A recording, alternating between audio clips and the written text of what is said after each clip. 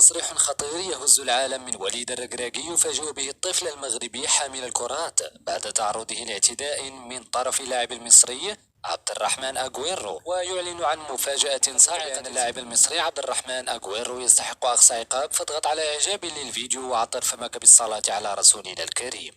بعد اعتداء اللاعب المصري عبد الرحمن أغويرو على الطفل المغربي حامل الكرات خارج الملعب، الأمر الذي هز العالم وأثار الجدل في المغرب، وطالب الشعب المغربي بإنصاف هذا الطفل المغربي واستعادة حقه. لكن ما هز العالم هو ما قام به وليد الركراكي بعد هذه الواقعة. وتداول رواد التواصل الاجتماعي تصريحا لوليد الركراكي قبل قليل وجاء فيه: باسمي مدربا للمنتخب المغربي، فأنا أستنكر بشدة هذا التصرف اللا أخلاقي الذي صدر من هذا اللاعب المصري في حق هذا الطفل المغربي المسكين، والذي تعرض لاعتداء من طرف اللاعب المصري عبد الرحمن أغويرو أثناء قيامه بعمله.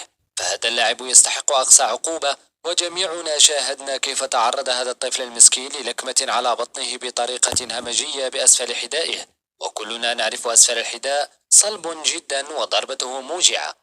ولهذا فأنا لن أسمح بأن يضيع حق هذا الطفل المغربي، وسأسهر شخصيا على هذه القضية حتى أستعيد حق ابن المغرب. فهذا الطفل لم يقم بأي عمل خاطئ سوى أنه كان يؤدي عمله، فكيف لهذا اللاعب المصري أن يعتدي عليه بهذه الطريقة الوحشية وبدون أي سبب؟